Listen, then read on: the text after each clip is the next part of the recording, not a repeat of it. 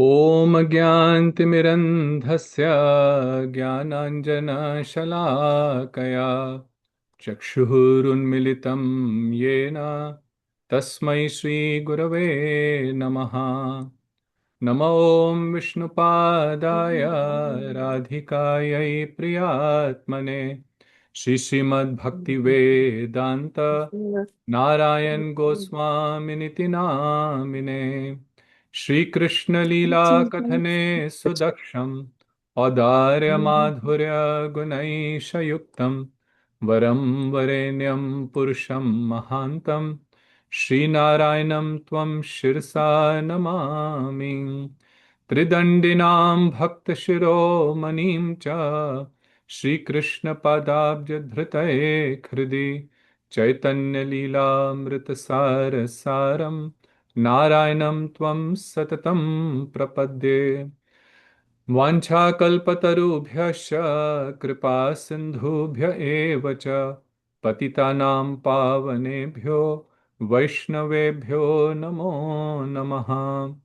नमो महावदन्याय कृष्णप्रेमप्रदायते कृष्णाय कृष्णचैतन्याय नाम्ने गौरत्विषे नमः।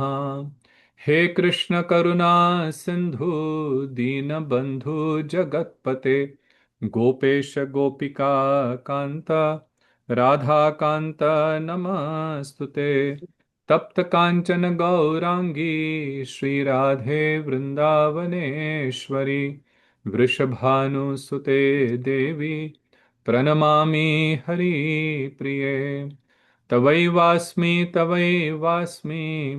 न जीवामि त्वया विना इति विज्ञाय राधे तन्नय माम चरनन्तिके। भक्त्या विहीनापराधलक्षै क्षिप्ताश्च कामादितरङ्गमध्यै कृपामयि त्वं शरणं प्रपन्ना वृन्दे नमस्ते चरणारविन्दम्। जय श्री कृष्ण चैतन्य प्रभु नित्यानंद श्री अद्वैत गदाधर श्रीवासादि गौर भक्त वृंद। हरे Krishna Krishna Krishna Krishna Hare Hare Hare Ram Ram Ram Hare Hare. So first of all, I offer my unlimited obeisances unto the divine lotus feet of my most worshipable spiritual master, His Divine Grace Srila Bhaktivedant Narayan Goswami Maharaj. My unlimited obeisances unto the divine lotus feet of Sachidanand Thakur Srila Bhaktivinoda, by whose causeless mercy we have received this amazing scripture Jaiva. My unlimited obeisances unto our Rupanuga Guru Varga and my Danvat pranams to all the assembled devotees. So, by the mercy of Shishi Guru and Gaurang, in this auspicious month of Purushottam, we have started the second part of the first section of Jaiv. And we started seventh chapter last time, which is titled Nitya Dharam, which means eternal religion and the material existence, which is called Sansar in Hindi, Sansar. So last time, what we discussed was about Chandidas. So he was a jeweler, someone who works on a goldsmith who used to live in a place called Saptagram, which is about 100 kilometers from Navadvip. And we discussed how this very difficult circumstance that arose within his family because of his children turning against him and his wife. Why? Because he had not given them any good sanskars, no good impressions. He never invited any Vaishnavas, never went to satsang, never had the Harinam Sankirtan at his home. So, just like him, his children also became very miserly to the extent that they wanted their parents to die so that they could usurp the entire wealth. When they came to know through Chandidas that he had hidden some portion of the wealth, they conspired to send them to Sridham Navadvip on the pretext that you should go as as the part of your pilgrimage. You have never been to Navadvip Dham, and going to Navadvip is very auspicious because all the holy places reside in Navadvip. On their way to Navadvip, they came to know, they got the news that their children broke the lock to their room and they have taken all the wealth. And now they don't want their parents to come back. So they were very grief stricken that all their wealth that they have accumulated, they worked so hard to earn, has been all lost. But, anyways, they went to different places, finally coming to Navadvip Dham, and then in a place called Aprad Bhanjan Pat, which is in Kulia. That's where our Devanand Gaudiya Math, Keshavji Gaudiya Math is, also called Koladweep. They made a cottage and he started doing some work. And from he opened a small shop, and they, whatever they would earn besides eating themselves, they would every single day they will serve at least one guest. Along with this, he started hearing Chaitanya Mangal and started rendering service to Vaishnavas under the guidance of Yadav Das, who was a Vaishnav devotee. Now, doing this, he slowly developed some interest in the in philosophy. And one day he asked Yadav Das, "What is sansar? What is material existence?" So Yadav Das said, "This is a great question. Let's go across the Ganges to Surbhi Kunj and this other island called Godrum, where Paramhans Das Babaji resides with many other Vaishnavas, and they are very, very learned. And let's go and ask this question from them." So they go there, and there they meet with Paramhans Das Babaji, Vaishnav Das Ji, and Anant Das Babaji, and then asked them this question. So this is where we stopped last time. So we will continue from there. So when they reached the place of Paramhans Das Babaji, Anant Das Babaji, he inquired from Yadav Das that who is this new gentleman who has come along with you? So that time, Yadav Das narrated the entire story of Chandidas, that how he has been cheated by his own children, kicked out of their own home by children who have taken away all the wealth. And this old age, both husband and wife are like destitutes, and now they are living in Navadvip. So hearing this, Anandas Babaji smiled and said, "Yes, this is what is known as material existence." So our understanding of sansar or of the world is that we should have a family, have earning, bring up children, save money for them, get them established. But in their case, their whole world was turned upside down. So Anandas Babaji said, this is the reality of material existence. And then he says that one who knows what is material existence is actually wise. And those who fall into the cycle of material existence, their condition is pitiable. So meaning that living in this world, most of the people are not aware of what this material existence is.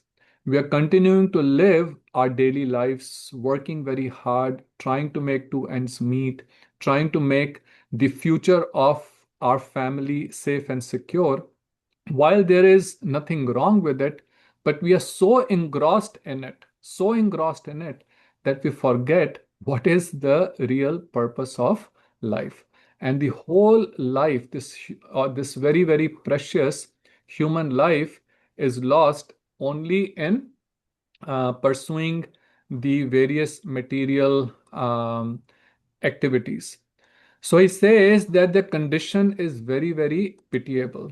So there is this verse in Srimad Bhagavatam where Shri Prahlad is saying, "Matir na Krishne parata svatova मिथो अभिपद्येत गृहव्रतानाम् अदान्त गोबीर विशताम तमिस्रम पुनः पुनः चर वितचरवनानाम.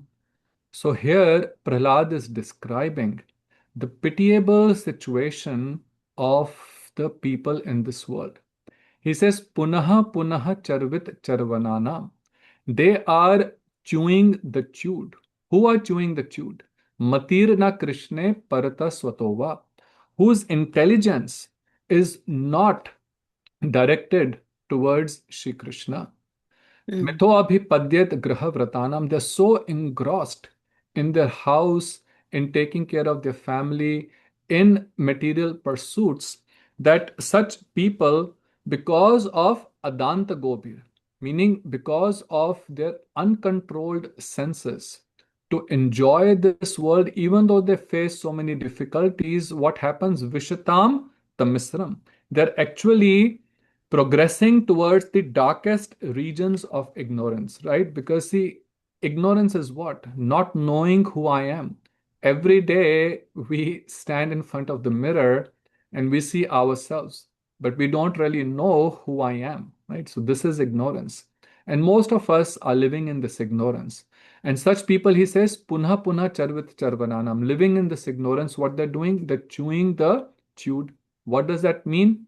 Just like uh, a street dog, he finds a bone someplace and he chews and chews and chews and tries to keep chewing. There is no rust, there is no nutrition in that bone, but he's still chewing it.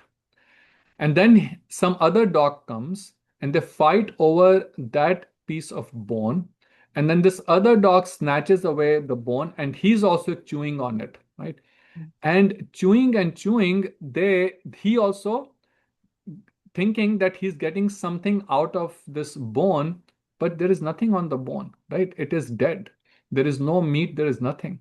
So this mm, is the condition of the jiva, the living entities in this material world, that what we have been doing from so many lifetimes. Every life we take birth, we work hard, we try to build a family, and then we die. We try to enjoy our senses. And we've been trying to enjoy and becoming happy from so many lifetimes. But mm, even after doing all of this, we are still in the same situation. And what we are trying to chew, that does not have any real happiness. All the material objects, whatever, that is the nature of material things, that however, to whatever extent you try to enjoy them, ultimately it only ends up in frustration. It seems to give some happiness, but ultimately there is no happiness. So Chandidas was working so hard to secure his future, to the extent that him and his wife would never even wear good clothes. They would not eat good food. They would not give any donation to anyone because they wanted to save all the money. But what did really happen? They lost everything. So, this is what Prahlad Maharaj is saying, the situation of those who are in the cycle of material existence. So, when Chandidas, now he is in the association of devotees, he has been for some time and living in Navadvip by the potency of the holy place and by the association of Yadav Das, and also because now they were doing some service. Every single day they were feeding at least one guest. So he says, because of that, his mind had gradually become cleansed. For when one performs Nitya Sukriti, such as hosting Vaishnavas and reading and hearing Vaishnav scriptures, he certainly attains auspiciousness and very easily develops Shraddha or faith in exclusive devotion.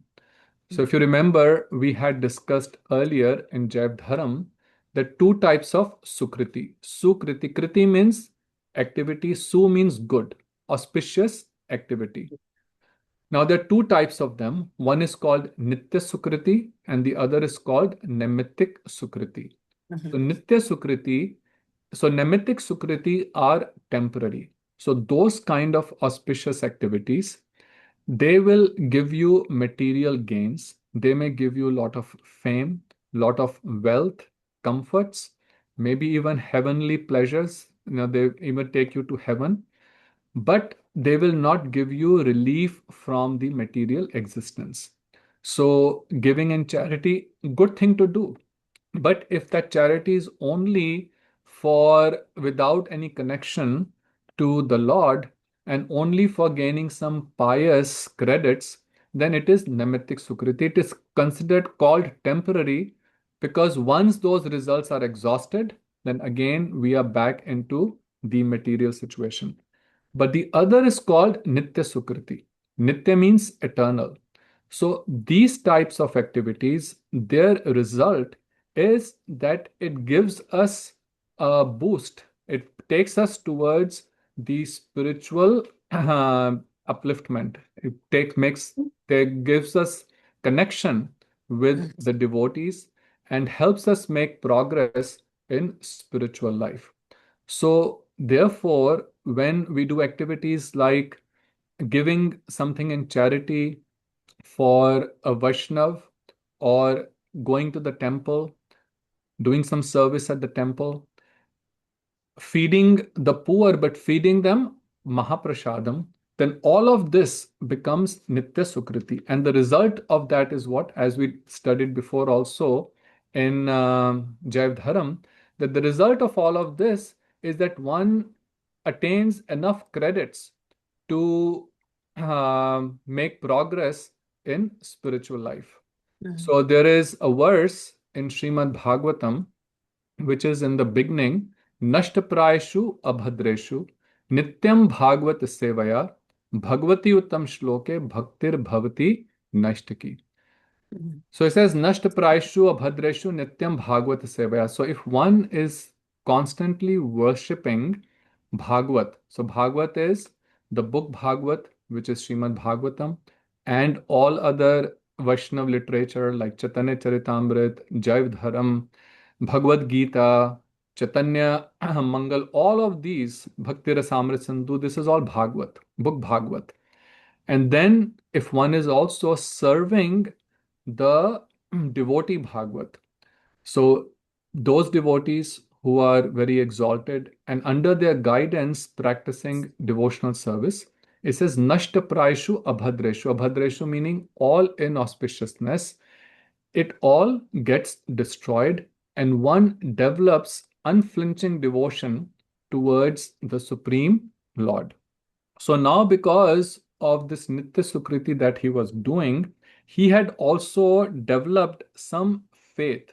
The whole process starts with faith, right? Everything in this world that we do, it is because of faith, right? The child goes to school, and when the teacher teaches this letter is A, this letter is B, if the child does not have faith in what the teacher is teaching, then he will never learn the alphabets. And if he does not learn the alphabets, he would not know how to make the words and then never would be able to read the sentences. So the faith has to be there. So similarly, first, when that faith develops in the words of Guru and Vaishnavas and the words of the scriptures, then one starts understanding these siddhanta, this tattva, and slowly, slowly, one then practices various limbs of bhakti and various anarthas start getting removed. So therefore, now it says that when he heard Sri Anantadas Babaji's word, Chandidas said with a softened heart, my humble prayer is that you will be merciful to me and clearly explain what is this material existence. So, see, this is the effect of seva, is that our heart becomes softened. In the material world, when we are enjoying our senses and when we are not doing anything of charity, we don't not doing anything which has compassion in it, the heart becomes very hard, right? And that's the way we see a lot of times, and that gives rise to all kind of conflicts. But when one practices bhakti, when one does some seva, the heart becomes softened. So now his heart was softened and he was very inquisitive. He was yearning to know what is really material existence. What I thought is the purpose of life, to make money and have family, to bring up the children. That doesn't seem to be reality, because my world has turned upside down. So he's inquiring with great submissiveness. In Bhagavad Gita, Krishna says, Tat vidhi pranipaten pariprashnen sevaya upadekshanti te jnanam jnaninah tattva darshinah. That one should approach a spiritual master, an exalted devotee, and pranipaten pariprashnen, one should inquire very humbly, rendering service unto them. See, when a devotee sees that, when a exalted Vaishnav sees that this person is genuinely wanting to know what the truth is, who the Supreme Lord is, what is the real sadhan, then they will open their heart to such a person. So if one asks questions only for the sake of argument, then you will not get the real essence. So here he is in a state of great humility. So in fact, you see all that he has gone through, losing everything in his life. Externally, it may seem that this was great misery in his life, right? How the Lord has been so cruel to him. But in reality, from a spiritual perspective, this has been a great boon to him, because now what he had not done all his life, his eyes had opened and he is becoming very interested in understanding the Siddhanta, the truth of life. So here, see, every word that Bhaktivinoda Thakur writes, every word has so much meaning, right? So when we read these books carefully, meditating on each word, we can derive by the mercy of our Guru Varga so much beautiful understanding of these scriptures. So then Anantadas Babaji says, your question is very deep. See, he's only asking him, tell me what is material existence. And Anantadas Babaji says, your question is very deep. So, what does that mean? When we inquire about the truth of life, the process of bhakti has to be done with great gravity. It has to be done with seriousness. Nowadays, many times, it has been made some sort of an entertainment, right? Many times we see that kathas are done, or activities are done where that seriousness is not there, right? So for example, when you are drowning, someone is drowning in an ocean, right? So if you're drowning in an ocean, and at that time, let's say there's a shipwreck and someone is drowning in an ocean, then he sees some nice clothes and nice jewelry also floating by. The person is not going to say, oh, let me enjoy, right? Let me wear these clothes, let me wear some jewelry, and let me see how I look. No, he has to be serious about getting out of that ocean. He has to be serious about saving his life. So, similarly, we are in a similar situation. This human life is so precious. Every moment is so precious.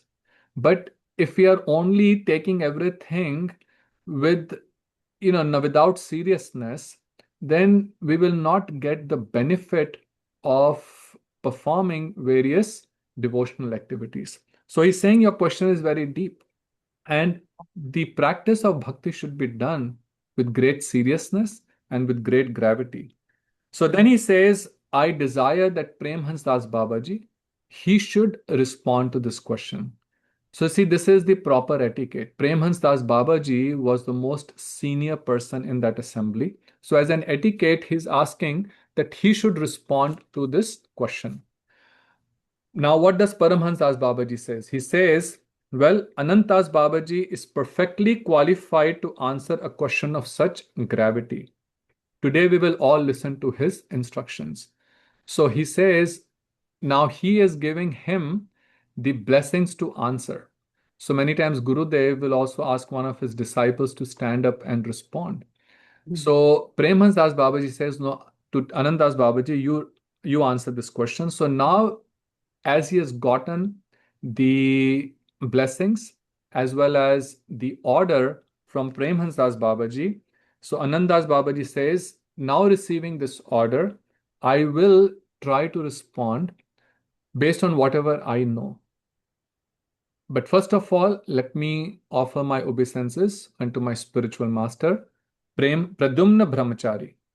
So, this is again the etiquette. Before we speak, first we offer our respects to our Gurudev, to our Guru Parampara, because mm, it is only by their mercy that we have received and understood whatever we understand today, right? It is not by our own intelligence, by our own capabilities that we can understand these very deep esoteric philosophical truths, but it is only by their mercy, the efforts that they are making in explaining these very deep topics to us, that we have understood. So always showing respects to them. So then he starts explaining what is the material existence, what is sansar. So he says that the jivas exist in two states. One state is the liberated state, which is called the mukta dasha, and the mm, other is called the material bondage or sansar bad dasha. So dasha means state. So mukta means liberated. So there are living entities who are in the liberated state.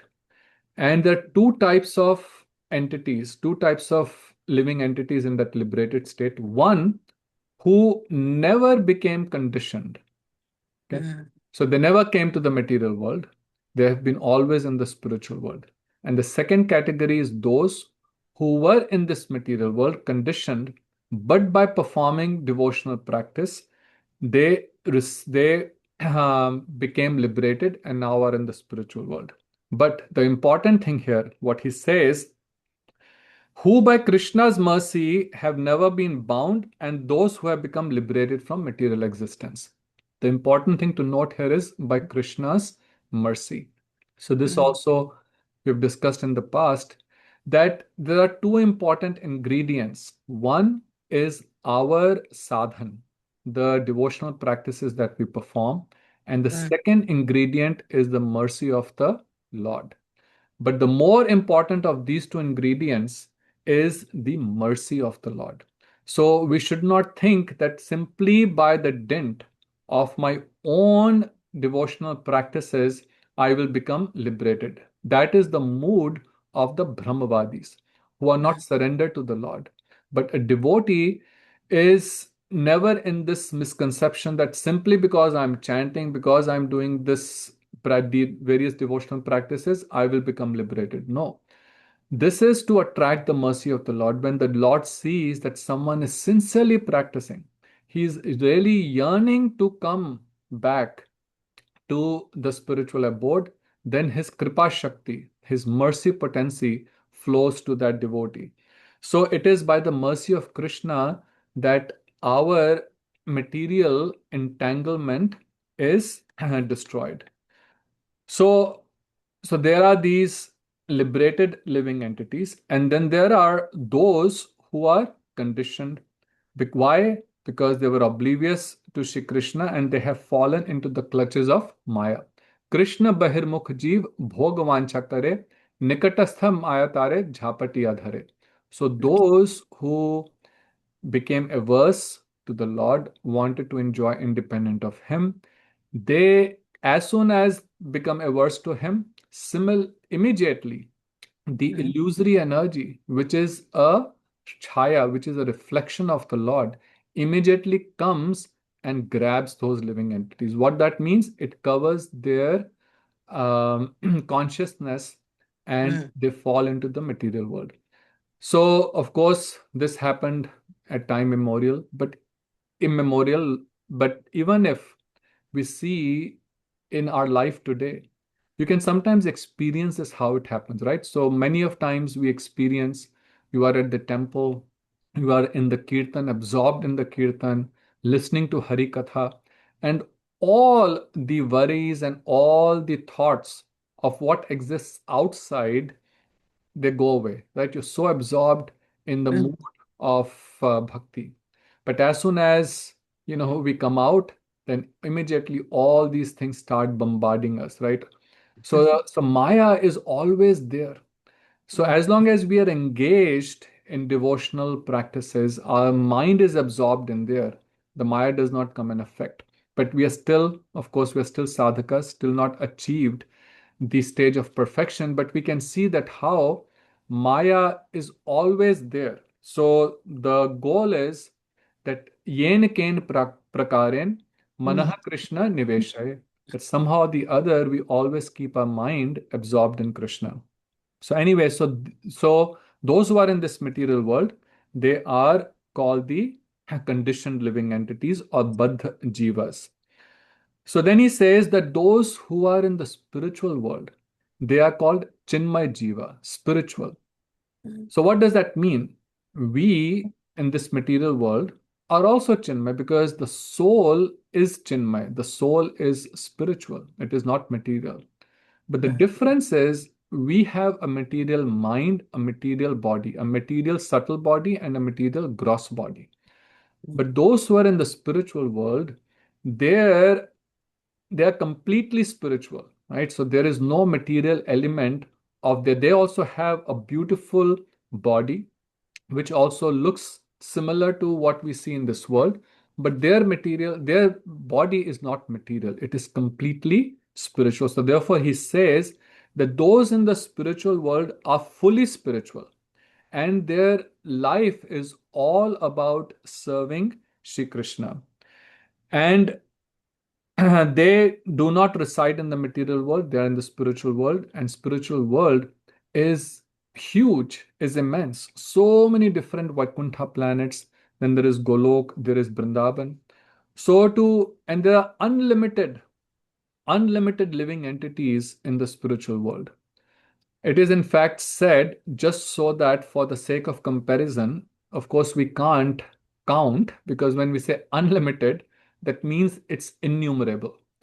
But for explaining that how much bigger the spiritual creation is compared to the material creation, it is explained that the material creation is only 25% of the entire creation of the Lord. 75% is the spiritual creation. But both are unlimited. So therefore, he says that those jivas who are bound by the material nature are also innumerable. And they are bound because they are under the influence of the illusory energy of the Lord. And how does it act? It controls through the three modes of material nature: mode of goodness, mode of passion, and mode of ignorance. Just like a puppeteer with the strings controls the puppets and makes them dance, similarly, the illusory energy or the Maya controls the living entities through the strings of three modes of material nature. And again, all of us, we do experience this in our day to day life. Sometimes you are in real mode of goodness, right? Your mind is very peaceful, very calm, only good thoughts are coming. And sometimes you're bombarded with all these negative or passionate thoughts, right? I want to do this, very ambitious, want to eat some really, spicy food, right? So a lot of mode of passion is there. And sometimes mode of ignorance, really dirty thoughts, dirty ideas are coming to the mind. So, in the conditioned state, all the time, because of our desires to enjoy, so these different three modes are acting all the time. And because of this, he says the conditioned soul appears in a variety of states, variety of states. So between these modes also, there are so many variations. And now you do all the permutation combinations, come unlimited variations. And how do these variations are? These are variations in the different types of bodies of the jivas. So remember, jiva is not just the humans. Jivas are also anything which has life. So whether the plants, insects, animals, humans, demigods, right? Because demigods also don't have transcendental bodies. So Mm. their bodies are mode of goodness. We have mode of passion combined with it.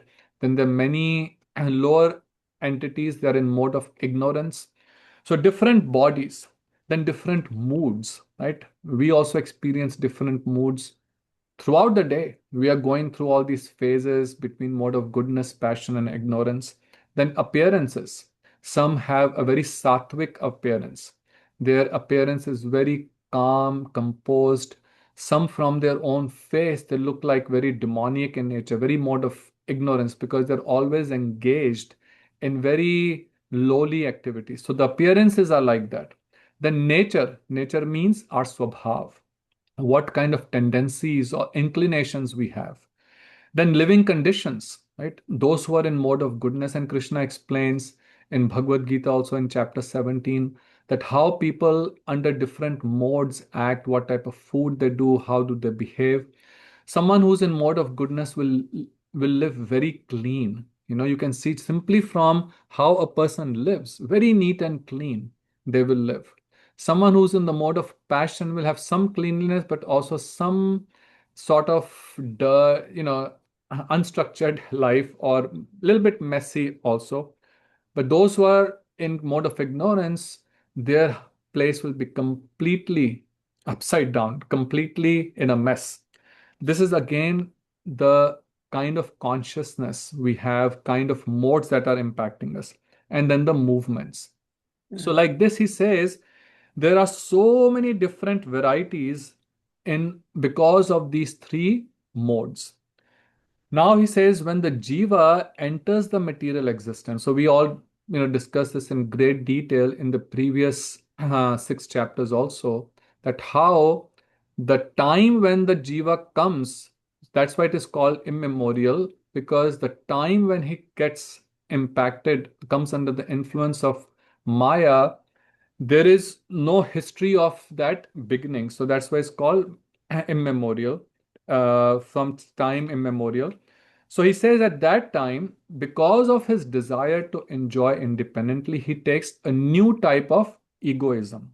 Mm. Egoism means a new type of identity. So his nature is transformed.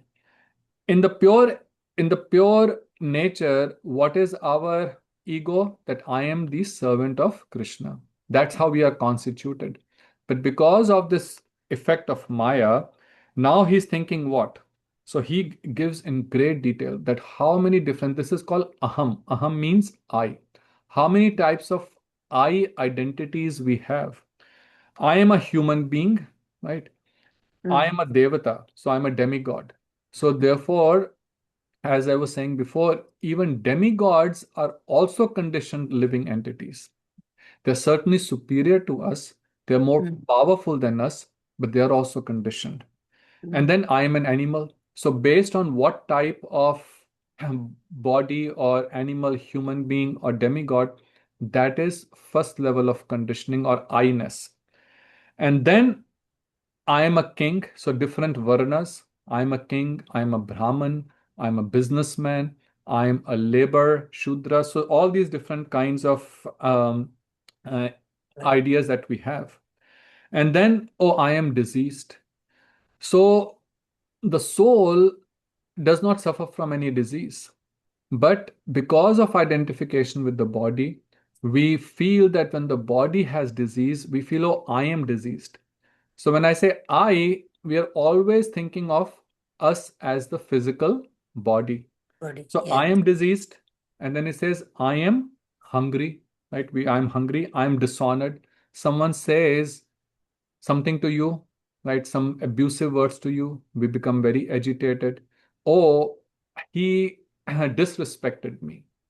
Again, can the soul be disrespected? No, because that person does not even know who you really are. But we take it because we're again identifying with our mind and with our body. So, for example, someone may, say something about your appearance, and then we get very upset, right? So, this kind of feeling of being dishonored is again because of this conception that this is I. I am charitable. Now, sometimes we have good qualities. That also we start identifying. Oh, I give a lot of money in charity. And then, based on our relationships, I'm a husband, I'm a wife, I'm a son, I'm a father. And then we have, friends and enemies. Oh, he's my friend, he's my enemy, I'm enemy to him, I'm friend to him. So there's so much I related to there. And then, oh, I'm a scholar, I'm very educated, or I am very ignorant. And then based on a physical body, I'm very good looking, I'm very handsome, or I'm not very good looking. Right? Shant Maharaj was here and he was telling that in India, this is a big industry. Because what industry? People want to look very fair complexioned.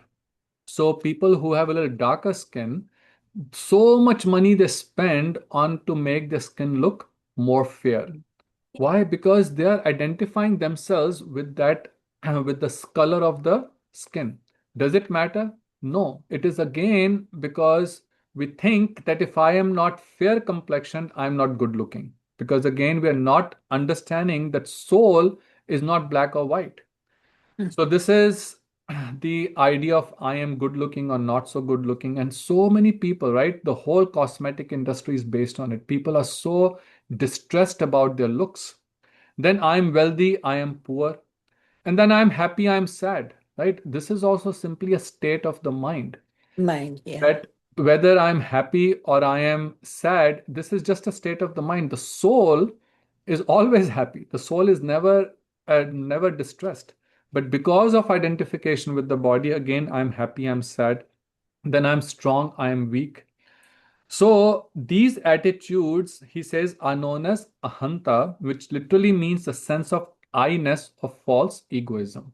So the first thing is aham, I. And all of us are in this boat. If it's a good exercise to sit down with a piece of paper and pencil and start noting them down, that how many of these I's I think of myself as, right?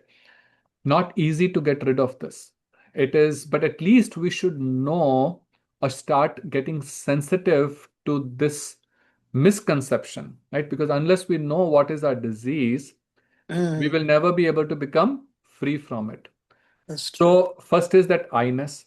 And then he says there is another function known as mamata, which Mm, is minus. So, one is I, and then whatever belongs to this I is mine. So, that is minus or sense of possessiveness. So, each of that I translates to my. So, I am this body, or I am the father, and he is my son. So, he belongs to me. And if anyone does anything wrong to him, you are going to get upset, right? So people become so protective, possessive, and it is natural also. But this is what he's saying, because this Chandidas, right, thinking that he was the father, he was not using that money for any donation, not giving anything, not even a penny for any spiritual or charitable cause. But because thinking of these four sons and two daughters are mine, I only want to save all the money for them. So mm, every I translates into something mine.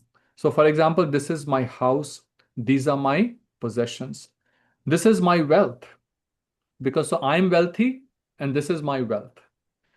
mm, This is my wife and I am the husband. Or this is my father, I am the son, right? So this is my wife, this is my husband. So all different kind of relationships. And this is my caste. So I belong to a certain community and this is my community. I am a citizen I'm American and America is mine. Nobody else has a right to come here.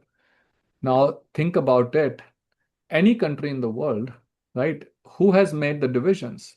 The Lord didn't make any divisions. We have divided, right? So we have made the fences. So when you fly up in the plane, when we look down, you don't see any boundaries between any countries. All of those have been created because of I and mine. Mm. So then he says, this is my race, this is my strength, this is my beauty. I am beautiful and this is my beauty. Gurudev would say, oh, I am someone who's Miss Universe. Very proud that I am Miss Universe. But next year, someone else becomes Yes. Miss Universe, and everyone forgets who was the Miss Universe last year, and that Miss Universe now becomes very distressed because now nobody cares about their beauty. And so many times, this is real. This is real. This happens all the time. People get so distressed about Mm. these things. And then this is my quality. See, that's also that I have a lot of qualities even in bhakti in the beginning stages, not only just in the beginning stages, all the way up to the point of bhav, right? Ado shraddha tata sadhu sang anarth nivritti, Mm. then nishtha asakti ruchi bhav, up to the stage of bhav also, in some form of the other, this I and mine stays. Some of Mm. these anarthas stay, they don't completely go away. Just like Maharaj Bharat, he was able to renounce his entire kingdom. It was no small kingdom. That time, pretty much the entire earth was Mm. called Bharat Khand or India. Mm. And he was the ruler of this immense kingdom. He was able to give it up and went to the forest to perform tapasya, but there became Mm. attached to a dove, right, which is child of a deer.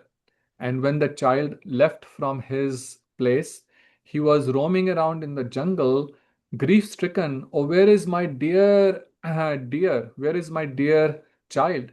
And then he hit a rock, fell down, and left his body thinking of that deer. So even at the stage of bhav, even at that stage of renunciation, this I and mine does not easily go away. So don't think we should not underestimate That's this true. Yeah. problem because this is not a small issue. So then, see, then he says, this is my quality. So sometimes we also become very proud. Oh, I'm very humble, right? See how with great humility I act. So there was one one devotee and really humble and had learned to tolerate all kind of problems, and it's the real story. So one time he was going with his Gurudev, and the Guru, he hit him, kicked him actually. So the disciple just folded his hands, was not upset. Mostly, if sometimes even your Gurudev also may say something strong words to you or may kick you, most disciples will become very upset, right? Oh, how did he say like this to me? I thought that the Guru is supposed to be very compassionate and like this. How did he say such harsh words to me? So he was perfectly fine. They went, moved ahead, and then again after some time, the Guru kicked him, and then again, he was not upset. He just folded his hands. Then, after some time, he kicked it again. After this happened 4, 5 times, the disciples said, "O Gurudev, what you are trying to test, I have overcome it." So basically, he was trying to say that if you think that you can make me agitated, then okay, I have already uh, I think someone is, please just mute. So I have already overcome all these agitations. So I am in this mood of humility. So Guru didn't say anything, went ahead, and then Guru quicked him once again. So the disciple said, "What is this for?" So he said, "This is because you're still attached to this feeling that you are humble, right? So sometimes we become even attached to this. So this is, higher stages, but see how a real guru will test at every point. So we actually get attached to, I'm a very good singer, I'm a very good speaker, I can memorize many verses, I'm very good at explaining Siddhanta, all kind of these things. These are very, very subtle minus these things that come to even in the stages of bhakti also. That's why there's so many different anarthas. These manifest as different anarthas. So he says, this is my learning. So I am very learned. I have read so many different scriptures. This is my renunciation. That sometimes even I'm very renounced. I have no attachment to anything. So now you are attached to not being attached to anything, right? So this is my knowledge. This is my wisdom. This is my work. This is my property. And these are my servants. These are my disciples. These are my dependents. So this is called Guru Abhiman. So all these different things, this is called mine. So I and mine. So he says that this colossal affair that brings the conceptions of I and mine into play is known as sansar, material existence. So this immense business, this immense manifestation that we see in so many different forms and fashions of I and mine, he says this is material existence, right? And you think about it, meditate on this, and you can see everything that we see around in our world, in our own life, is nothing but a manifestation of this I and mine only. In Srimad Bhagavatam, in the second chapter, verse number 9, chapter 9, canto 2, chapter 9, verse 2, it says, Bahurup eva bhati maya bahurupaya ramamano guneshu asya maha mam aham iti manyate. So mam aham. So these two words, remember, aham means I, mam means mine, iti. So aham mameti. This is what is called in this in many of the verses. So he says Bahurup eva bhati. So Bahurup is in many, many different forms. Maya Bahurupaya. So because of the illusory energy, as we were just studying, that all these different modes, the living entity manifests in many, many unlimited different forms. And then what? Ramamano Guneshu. Guneshu means the three modes of material nature. And while engaged in these, enjoying in these three modes of material nature, Mhm. mam aham iti manyate. What does it think? This conditioned living entity has this misconception that this is I and this is mine. Then the many, then it says in the fifth canto, fifth chapter, eighth verse of Srimad Bhagavatam, it says, Punsaha istriya mithuni bhavam etam tayo mitho hriday granthim ahu. Ato griha kshetra sutapta vittahi janasya moha ayam aham mameti. So again, see aham mameti. So why does this conception arise? This conception arises because of the desire to enjoy. And Mhm. that desire to enjoy is most condensed, or the root of that is punsa istriya mithuni, the desire between the male and female, or between two bodies to enjoy themselves, right? That he says this manifests tayo mithu hriday granthim. This is the knot. Hriday granthim means the knot in the heart. Hriday granthi, that this is the knot in the heart to desire, to the desire to enjoy, which is the basic cause of the material existence. And because of this, ataha griha kshetra, griha means house, kshetra means my country, my region, sut aptaha, sut means children, my relatives, vittahi means wealth. So all of this, one increases one's illusion. Janasya moha, moha means illusion. How? Aham mameti, because of I and mine, this illusion increases. In Srimad Bhagavatam, there is a story of King Puranjan that Naradji explains this as an allegorical story, where this Puranjan, he is roaming around the whole world finding a place to settle down. He finds a kingdom which has nine gates, And then he finds a beautiful girl whose name is Puranjani, marries her and settles down, and is completely absorbed in enjoying his life, having children, and so absorbed in it.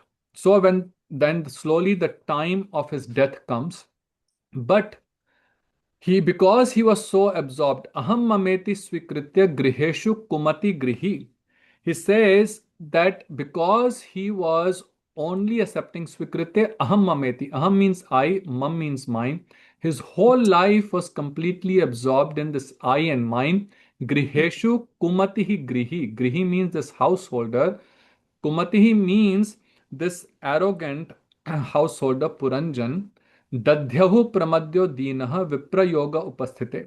So viprayoga upasthite, when the time of his death came, then all he could think was his wife and nothing else. So then what happened? Because he died and dying thinking of his wife, in his next life he became a female. So who is this Puranjan? Puranjan is the living entity, conditioned living entity. And this kingdom of nine gates is our body, which has nine holes.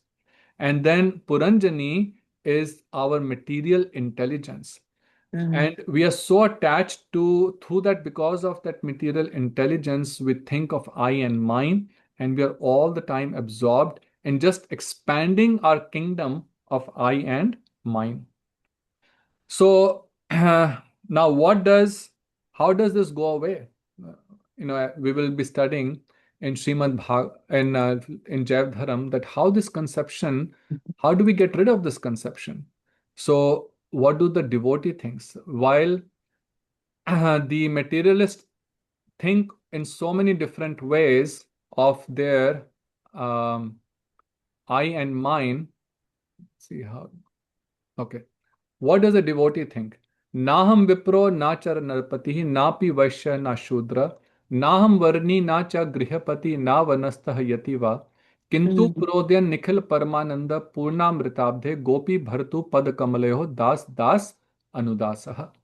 That mm, Naam Vipraha, that I am neither a Brahman, I am not a king, Napi Vaishya, I am not a businessman, Na Shudra, I am not any class of the society. Naham Varani, I am neither a brahmachari or a householder, not a vanprastha or a sannyasi. Then who am I? Kintu Prodyan Nikhil Paramananda Purnamritabdhe. That the reservoir of all transcendental mellows, Shri Krishna, who is Gopi Bharatu, who is the maintainer of the gopis. Pad Kamaleho Das Das Anudasaha. I am the servant of the servant of the servant of Sri Krishna. So, this mm, is the consciousness of a devotee, and this consciousness takes us from this conditioned state to the liberated state, from this concept of material I and mine to the spiritual I and mine. And this is what he explains in the next couple of questions. We'll just briefly, quickly go through that. So then Yadav Das questions the conceptions of I and mine, they are in the conditioned state, but do they also exist in the liberated state? So Anandas Babaji says, yes, they also exist in the liberated state. But the difference is there they are spiritual and free from defect. So the important point thing to understand is that this concept of I and mine is an inherent quality of the soul. So you cannot become free from I and mine. The only thing is it can be purified. So those who are impersonalist, they want to merge in the Brahman. They want to lose their being I or mine, because they think that is the source of the problem. The source of the problem is that right now that I and mine is misdirected to the material world. mm, But in the liberated state, it is directed to Sri Krishna. So I am the servant of the Lord and he is mine. So here he says that in that spiritual abode, there are many different types of real egoism, each with its own characteristic sense of I. So I am the Shuka, I am the parrot of Srimati Radhika. I am the friend of Krishna. I am the paramour of Krishna. I am the father of Krishna. So there are many, many different moods, many, but that is the real egoism. And there are many types of transcendental exchanges of sentiments, all the different spiritual paraphernalia which form the constitutional ingredients of ras come under the headings of mind. So, a very deep point he's saying that the various constitutional ingredients of ras. So, what are the ingredients of ras? This will be discussed in great detail in the third section of Jaiva Dharam and discussed in great detail by Sri Rupa Goswami in Bhakti Rasamrita Sindhu. So, Vibhav, Anubhav, Satvik, and Vyabhichari, all the different ingredients of ras. All of this, he says, the spiritual paraphernalia is come under the heading of mind. So, I and mine exists in the spiritual world also, but it is pure I and pure mind. Yes. So then he Yes. says, if it exists there and it exists here in the conditioned world, in this material world, then what is the problem of having I and mine in the material world? So Anandas Babaji says the problem is in this world, it leads to a false identity and false relationships. False, why? Because it is temporary, right? All my identity at this point that I'm so and so, I'm Mr. So and so, and I live at this address, and this is my father, brother, sister, aunt, uncle, wife, children. It's only as long as I am in this body. Once I'm in the next body, then it's totally different I and totally different minds. So all of these conceptions are not actually aspects of the jiva, but are all false identities. Consequently, all varieties of material identification in mundane existence are impermanent and unreal. He says that's a problem. So I and mine exist in both the places, but one is real and one is false. So then Yadav Das says, is this deceptive material existence false? So do you mean to say that this world is false? So again, something that we discussed in great detail in the previous chapters, where this concept of whether the world, when the philosophy of Adi Shankaracharya, Brahmvad, was explained. So here, in briefly, he's saying, no, this deceptive world is not false. It is a reality by Krishna's will. So important thing to understand that this world is not unreal. Mm. Why? Because he says this world is created by the Lord's external energy.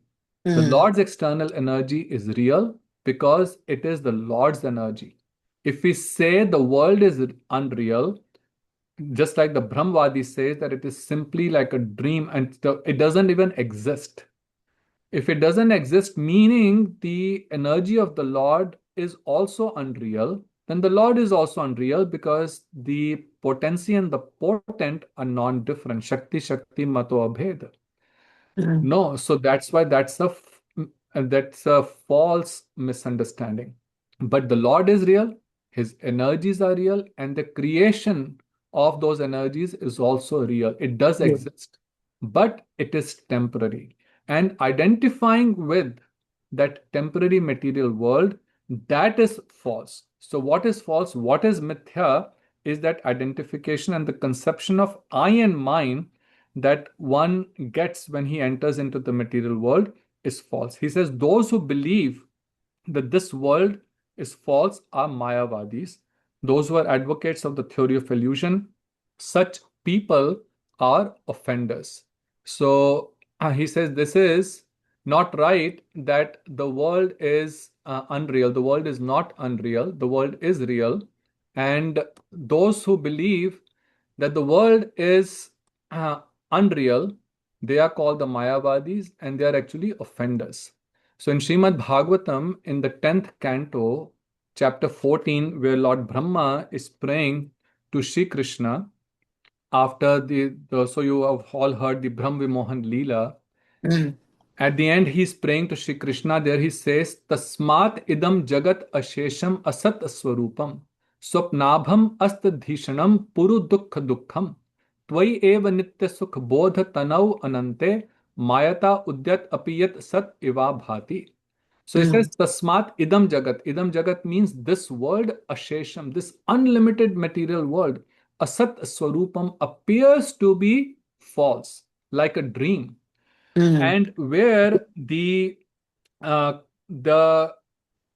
it covers the consciousness, and this false identification causes puru dukkha dukkham. It causes repeated miseries for the conditioned living entity. But he mm, says, no, this universe appears real because it is manifested by the Mayata Udyat. It is manifested by the illusory energy, the Bahiranga Shakti, the external energy of the Lord, whose unlimited transcendental forms are full of eternal happiness and knowledge. So the Lord is real and his manifestation is also real. real.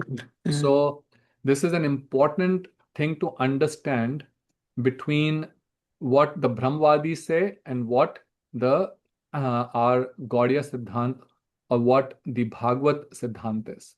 Okay. mm. So after this, he will ask a very important question, that why have we fallen into this illusory world, into this illusory relationship? We'll discuss that next time. We'll stop today. So if anyone has any questions or comments, we can discuss that. No, thank you, Prabhuji. You explained so good. We know we are Atma, but sometimes we forget ourselves too. So you Yeah. explained really good today. Yeah. So see, we all hear and read and speak about it, but again, the power of Maya is so strong that Yeah, we sometimes are not able to act accordingly. But the power of bhakti is such that yeah, if we keep performing it with patience and enthusiasm, then slowly and gradually, as our chitbal, our mind becomes purified, cheto darpan marjanam, by the yeah. process of bhakti, then slowly, slowly, slowly, we will actually start able to see that how I am different from this material physical body. That is exactly what is self-realization, right? Yes, Atmanubhuti. yeah, right. So we'll start Prabhuji, seeing, yeah. when we are in retreat or in parikrama, we are different people, and when we come home, in for after a while, we become we forget sometime. Yes, yes. Yeah, Now so that's true. That's true. When see, that's exactly when we are in the association of devotees, especially very good, elevated devotees, and listening then to we Hari yeah, Katha, then your mood is completely serving you're serving completely nature. absorbed, Yeah. right? Completely, you forget about anything outside. See, Uh, Gurudev was coming here in Houston. We are just like, in another world, or we are in a parikrama or something like that. We feel that way. so see, we get those experiences, right? And those experiences are so blissful It and is, so yeah. blissful. And that's the reason we yearn. See, that's how that yearning develops, right? Because we start getting that taste that when we are in that association, when we are with Guru Varga, when we are engaged in devotional service, it's so blissful. And then slowly, slowly, as our desire becomes stronger, then we will get to a state, then 24 by 7, our Mm. consciousness will be completely connected to Krishna. Then Yeah, there will be no that's true. scope for Maya coming and impacting us. Yeah, yeah, that's true, Prabhuji.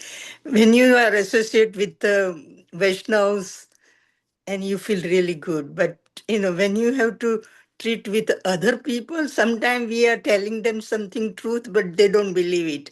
And then we have argument or something like that. Yeah, yeah, And it hurts sometime to us too, instead of telling somebody good thing. yeah, yeah. Yeah, therefore we have to preach with some discretion. We have been reading in Bhagavad Gita third chapter that when we have to preach according to that other person's level Level. Yeah, and that's true. their Yeah. level of intelligence and understanding. You explain really good. I enjoy your session. Mhm. Thank you. Okay. Thank you, Dee. Anyone else? Any question or comments? I have a question for you, Prodigy. Thank you Yes. so much for the class. I agree with Didi that you do a very great job of explaining this. The question that I have for you is a question that I feel like I've been asking you for some time, um, in different ways, and it's about the concept of free will. You use the analogy of the puppet and the puppeteer, and I've seen those paintings or those drawings of the three feminine looking entities in the sky holding the strings and playing the physical entities. So is it that the three modes of material nature are controlling the physical entity, controlling the physical body, not necessarily the jiva, but the physical body? Is it controlling it? Yeah. So the physical body as well as see, so Prakriti or the nature is performing all the providing the ingredients for all actions to take place.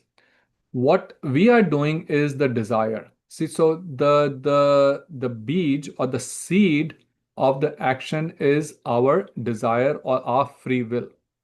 But rest everything happens by the modes of material nature, which is, or you can say by the nature, because it provides all the ingredients. So just like when you sow a seed in the soil, then because of the rain, because of the sunlight, because of the oxygen in the air, that seed slowly sprouts into a sapling and a plant comes out tree which bears fruits.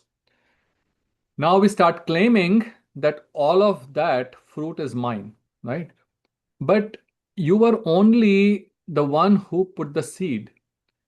That seed manifested into a big tree, and that all was done by the material nature. But we start claiming the fruits of that. So, similarly, everything is being done. Krishna says in Bhagavad Gita, Prakriteha kriya mananahi gunai karmani sarvasha ahankar vimudhatma kartamiti manyate. That the Prakriti, the material nature, is doing everything, but the we think out of ignorance that I am the doer. So the free will is of the jiva, okay, but rest everything based on that free will, the material world, the nature, it it creates situations, of course, based on our previous karma, based on so many different things. It creates the uh, the the activity and provides all the ingredients for it.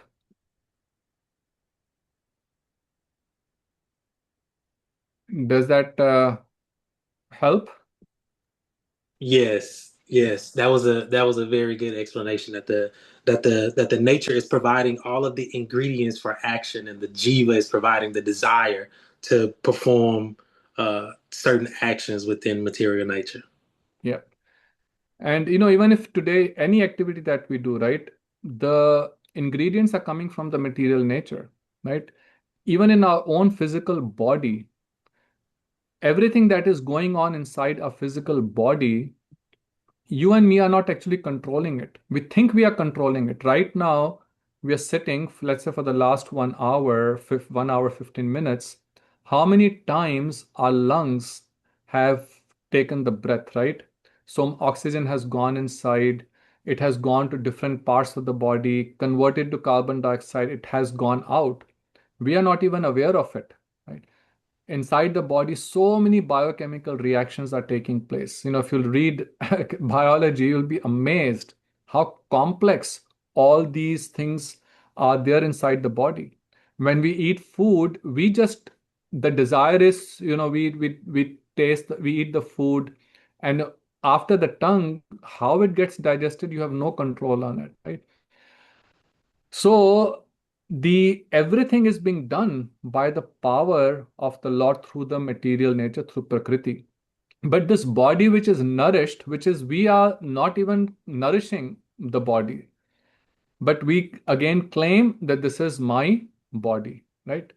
So, uh, So that's how we have to understand that the desire is ours, of the soul, but the actual action is performed by the material nature.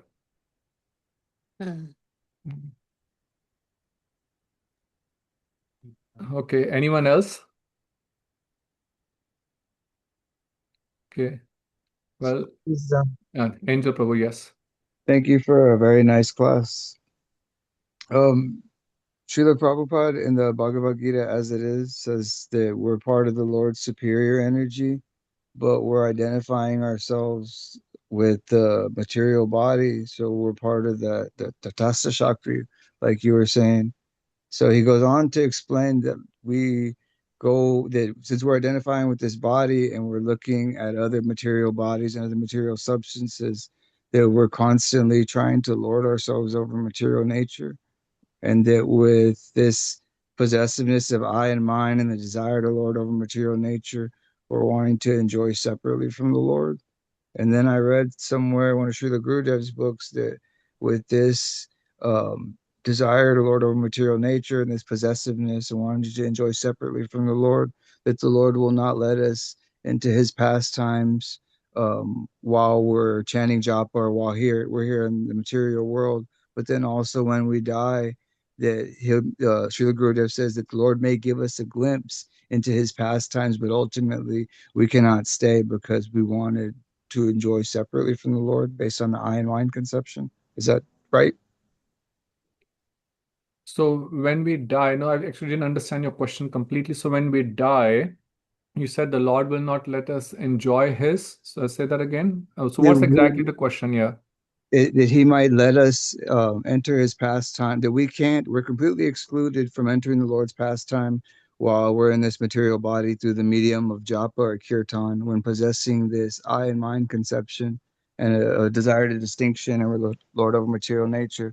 But then Srila Gurudev says in the Raga Chandrika Vartma, I think it's called, in one of the last Ragvartam Chandrika. one of the last few pages, he said that the Lord will, when we die, that the Lord may let us into his pastime momentarily, but ultimately we may not be able to stay. He'll only give us a glimpse because of our ultimate desire to enjoy separately and have a body or something. No, we'll have to read that section. So the correct understanding is that we only enter into the pastimes of the Lord in this material world once one achieves the stage of perfection. Perfection. You have Swarup Siddhi. You have actually realized your spiritual form. All the contaminations are removed. There may be something little left. And then you enter into the pastimes of the Lord, which are happening in this world. There, in Yes. the association of eternal associates, one becomes completely purified, and there is Vastu Siddhi. One actually attains one's spiritual form, and then in that spiritual form goes back along with the Lord to the spiritual abode. So it is not that you will enter in there and then get kicked out, right? Because you don't enter there till you have come to that stage of perfection where you are eligible to enter the pastimes of the Lord, which are happening in this world. So, the point to understand one is that we never go straight from this world to the spiritual world till we go one time through the pastimes of the Lord, which are happening in this world, where we, in the association of eternal associates, we become completely purified. So what you are saying, we'll have to see in Ragvartam Chandrika. Maybe if you can just send me what page number or which it is, I can see what exactly it is saying. But it is not that now the you know the real glimpse you will not get unless you have some purification, right? Now sometimes people may think, see, it is to see the Lord and then still maintain the sense of I and mine is not possible, right? Because in this material body, it cannot even experience love. This material body just can't take the force of pure love. Mhm. So we can come to some realization of our pure identity, but then to experience it really, we will have to go into and pastimes of the Lord in this world where they're happening, the manifest pastimes. But one of the steps is to lose this desire for distinction and wanting to enjoy separately from the Lord, right? Yeah, that is a primary cause of why we are stuck here.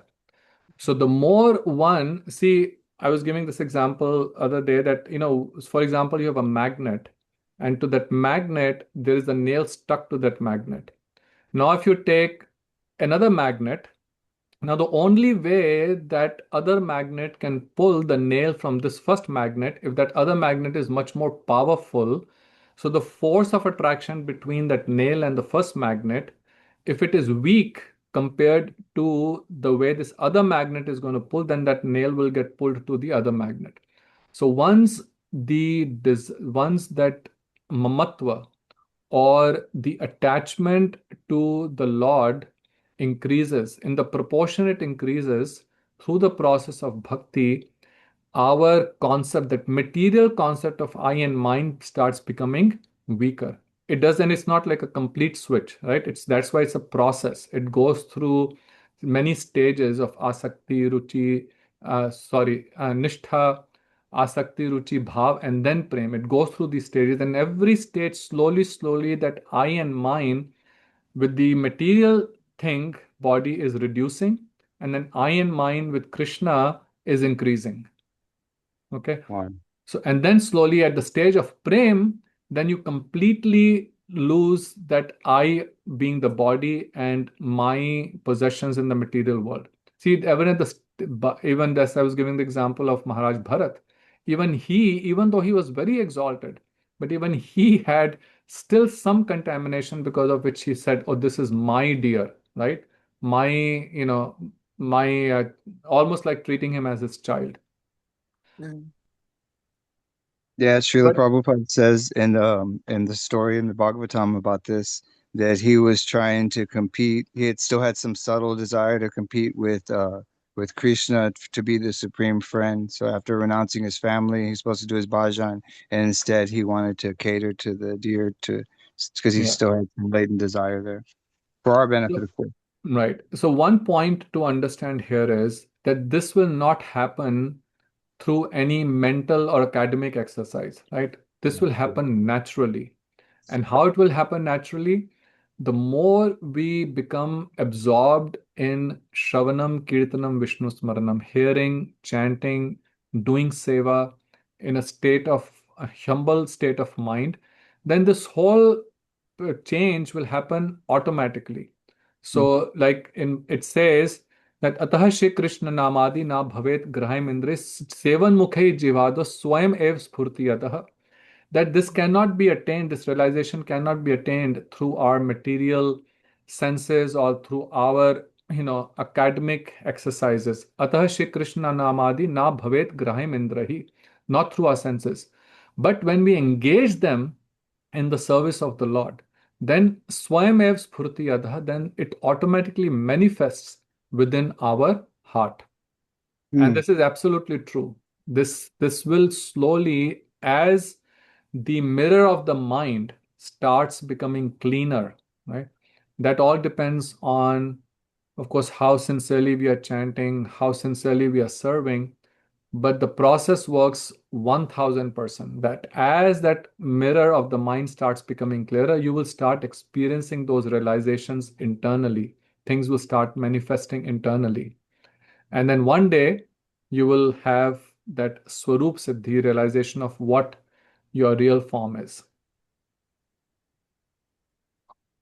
Thank you very much, Prabhu. That's a very nice answer. Thank Okay. you. Okay. Thank Thank you, you. everyone. Thank you. And we'll meet Thank you next very Monday. Till much. then, Hare Krishna, Hare Prabhuji. Krishna. Jai Hare Gurudev. Jai. Hare- Krishna. Hare Krishna. Thank you.